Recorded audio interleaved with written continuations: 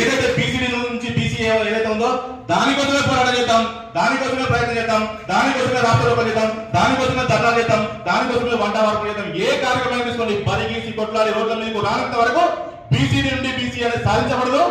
మనము గిట్లే మీటింగ్ పెట్టుకుంటాం, మళ్ళీ ఒక మీ తరం అయిపోతుంది, మా తరం అయిపోతుంది, ఇంకో కొత్త తరం కూడా బీసీ నుంచి బీసీ సాధించాలని మీటింగ్ పెట్టుకుంటా ఎన్నికలు వచ్చినప్పుడు మాత్రమే బహిరంగ సభలు పెట్టారు తప్ప ముదిరాజులకు రిజర్వేషన్ సాధన కోసం ఏ రోజు కూడా బహిరంగ సభలు పెట్టలేదు ఈ రాష్ట్రంలో. ఎప్పుడైతే ఎన్నికలు వస్తాయో అప్పుడే చింకాల మైదానం గుర్తొస్తాయి, ఎప్పుడైతే ఎన్నికలు వస్తాయో అప్పుడే నిజంగానే బహిరంగ సభ గుర్తొస్తాయి.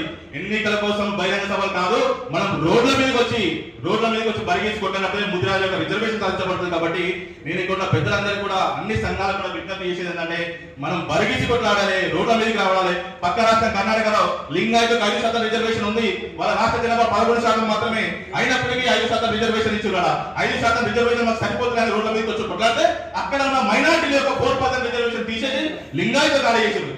ఎందుకు ఆదేశారు? అక్కడ రోడ్ల మీదకి వచ్చి కొట్లాడే కాబట్టి. తెలంగాణ రాష్ట్రం ఏ విధంగా వచ్చింది? రోడ్ల మీదకి వచ్చి కొట్లాడడం కాబట్టి, సకల జన సమ్మె చేసినాం కాబట్టి తెలంగాణ రాష్ట్రం సాధించబడింది. అదే విధంగా ఉద్యమ పంతాల పోయినప్పుడు మాత్రమే ఈ రిజర్వేషన్ సాధించబడుతుంది.